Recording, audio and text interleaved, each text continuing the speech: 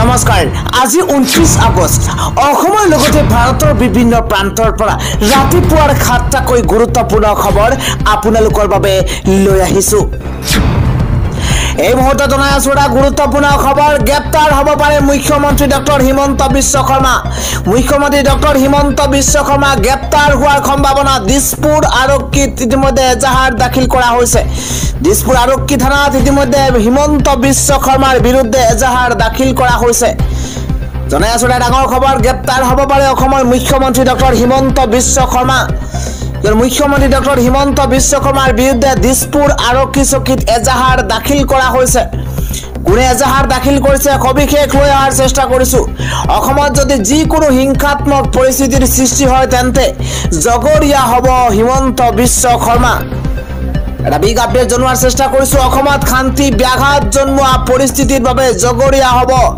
হিমন্ত বিশ্ব শৰ্মা মুখ্যমন্ত্ৰী হিমন্ত বিশ্ব শৰ্মাৰ সাম্প্ৰদায়িক আৰু অসাংবিধানিক মন্তব্যই বাতাবৰণ বেয়া কৰিছে অভিযোগ উত্থাপন হৈছে মুখ্যমন্ত্ৰী হিমন্ত বিশ্ব শৰ্মাৰ মন্তব্যক লৈ আমি চিন্তিত হৈ পৰিছো বিৰোধী ঐক্য মঞ্চৰ ফালৰ পৰা দাখিল কৰা হৈছে এজাহাৰ ইতিমধ্যে দিছপুৰ থানাত এজাহাৰ দাখিল কৰা হৈছে যিকোনো মুহূৰ্ততে গ্ৰেপ্তাৰ হোৱাৰ সম্ভাৱনা আছে হিমন্ত বিশ্ব শৰ্মা আনে গুৰুত্বপূৰ্ণ খবৰ হৈছে সদনৰ মাজত শাসক আৰু বিৰোধীৰ মাজত তীব্ৰ বাক বিতণ্ডা দেখিবলৈ পোৱা গৈছে শাসক আৰু বিৰোধী দলৰ মাজত বাক বিতণ্ডা দেখিবলৈ পোৱা গৈছে আৰু তাৰ মাজতে সদনৰ মজিয়াত দেখিবলৈ পোৱা গৈছে এক ব্যতিক্ৰমী দৃশ্য সদনৰ মজিয়াত দেখিবলৈ পোৱা গৈছে এবাৰ অখিল গগৈক টাৰ্গেট কৰি এবাৰ বিস্ফোৰক মন্তব্য কৰা হৈছে এক প্ৰকাৰৰ সদনৰ গৰিমা সদনৰ পবিত্ৰতা যেন নাইকিয়া হৈ পৰিছে অখিল গগৈক উদ্দেশ্য কৰি শাসকীয় দলৰ তৰফৰ পৰা বিধায়কৰ তৰফৰ পৰা আচৰণ কৰা হৈছে এক বেয়াকৈ আচৰণ কৰা হৈছে অখিল গগৈক উদ্দেশ্য কৰি শাসকীয় দলৰ বিধায়কৰ আচৰণ বিধানসভা দেখিবলৈ পোৱা গৈছে অখিল গগৈক টাৰ্গেট কৰি কোৱা হৈছে যে তাক লুঙিত ধৰি উলিয়াই দিয়ক আমি জনাই আছো এটা ডাঙৰ খবৰ সদনত অখিল গগৈক চূড়ান্তভাৱে অপমান কৰা হৈছে শাসকীয় দলৰ বিধায়কৰ মুখত অসংযত কথা সদনৰ মজিয়াত তাক লুঙিত ধৰি উলিয়াই দিয়ক বুলি সম্বোধন কৰা হৈছে অখিল গগৈক আৰু শাসকীয় দলৰ বিধায়কৰ এনে আচৰণ সদনৰ মজিয়াত দেখিবলৈ পোৱা গৈছে আৰু সেই কথাত হাঁহি থাকিছে মুখ্যমন্ত্ৰী হিমন্ত বিশ্ব শৰ্মা আৰু লগতে কেইবাগৰাকীও মন্ত্ৰী মনে মনে থাকিল বিধানসভাৰ অধ্যক্ষ আৰু সদনত অখিল গগৈক এইদৰে চূড়ান্ত অপমান কৰা হৈছে ৰাতিপুৱাৰ আন এক গুৰুত্বপূৰ্ণ খবৰ হৈছে এবাৰ সাজু হৈ পৰিছে প্ৰশাসনৰ বুলডোজাৰ এবাৰ বেদখলকাৰীৰ কোনো দয়া নাই ক্ষমা নাই বেদখলকাৰীৰ বাবে কোনো দয়া নাথাকিব ক্ষমা নাথাকিব ৰেহাই নাই এবাৰ বেদখলকাৰীৰ এবাৰ সাজু হৈ পৰিছে প্ৰশাসনৰ বুলডোজাৰ মিয়া খিৰঞ্জীয়া বিতৰ্কৰ মাজতে ৰাজ্যত পুনৰ উচ্ছেদৰ জাননী জাৰি কৰা হৈছে মাইক যোগে প্ৰশাসনে জাৰি কৰিছে উচ্ছেদৰ জাননী জাৰি কৰিছে চৰকাৰী মাটি দখল কৰা লোকক ৰেহাই নিদিব এবাৰ প্ৰশাসনে চৰকাৰী মাটি দখল কৰা লোকক প্ৰশাসনে এতিয়াৰ পৰা ৰেহাই নিদিব কোনো দয়া নাই কোনো ক্ষমা নাই এই নীতিৰে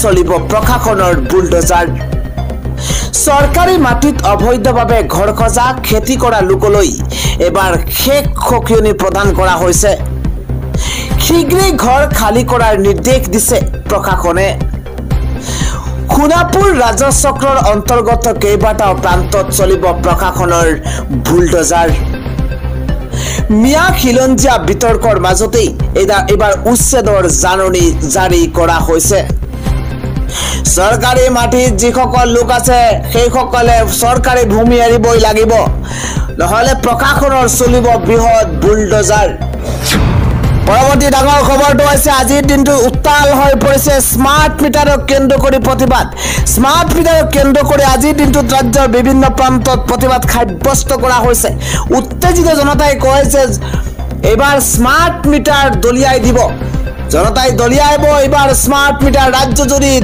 প্ৰতিবাদ ৰাজ্যজুৰি থানা ঘেৰাও কাৰ্যসূচী হাতত লোৱা হৈছে। আমি জনাই আছো বিশেষ খবৰ শক্তি বিভাগক জনতাই বান্ধি দিছে 48 ঘণ্টাৰ সময়।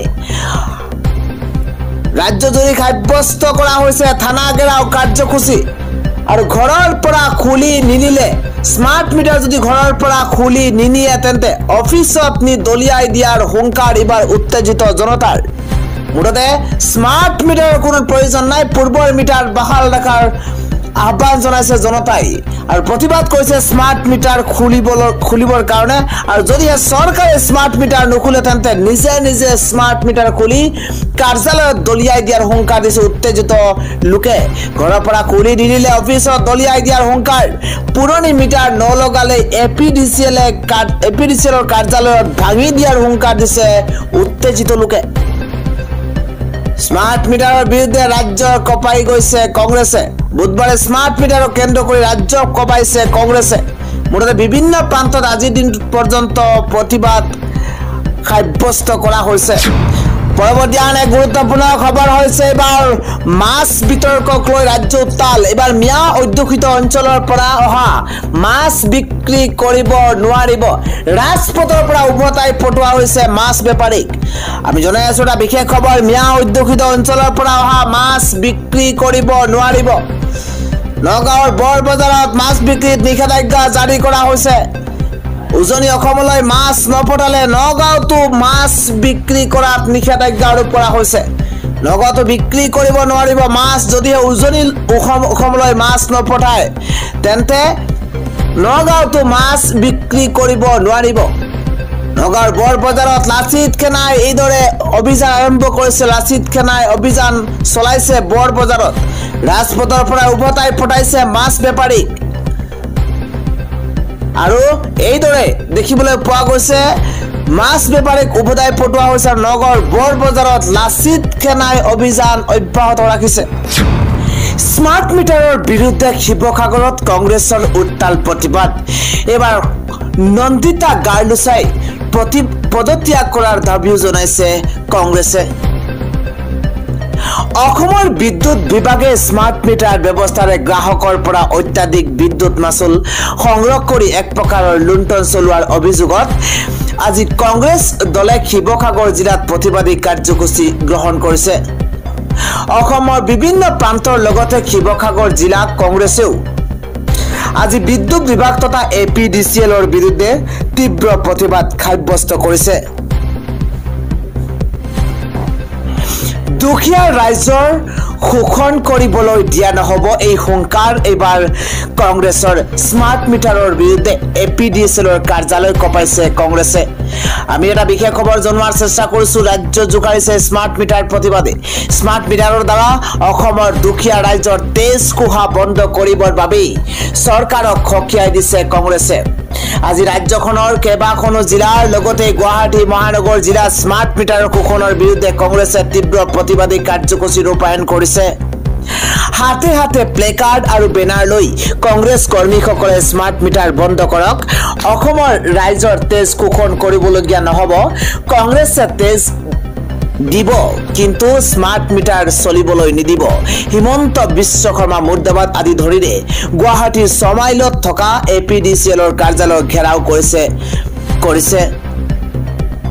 দীৰ্ঘদিন ধৰি এপিডিচিএলৰ কাৰ্যালয়ৰ সন্মুখত কংগ্ৰেছ কৰ্মীসকলে ধৰ্ণা দিয়ে আৰু আৰক্ষীৰ বেহু ফালি এপিডিচিএলৰ কাৰ্যালয়ত প্ৰৱেশ কৰিবলৈ চেষ্টা চলায়। ৰাজ্যবাসীৰ কাৰণে আন এক গুৰুত্বপূৰ্ণ খবৰ হৈছে এইবাৰ যোৰহাটত গৌৰৱ গগৈৰ জয়ে চিন্তাত পেলাইছে হিমন্ত বিশ্ব শৰ্মাক। সংখ্যালঘু ৰাইজলৈ মুকলি আহ্বান এইবাৰ বিধায়ক চেয়াৰমেনৰ। আমি জনাই আছো এটা বিশেষ খবৰ, যোৰহাটত গৌৰৱৰ জয়ে এবাৰ চিন্তাত পেলাইছে হিমন্ত বিশ্ব শৰ্মাক। কিয়নো গাদী দখলৰ স্বাৰ্থত মিয়াৰ সৈতে সংঘাত লগাব বিচাৰিছে হিমন্ত বিশ্ব শৰ্মাই।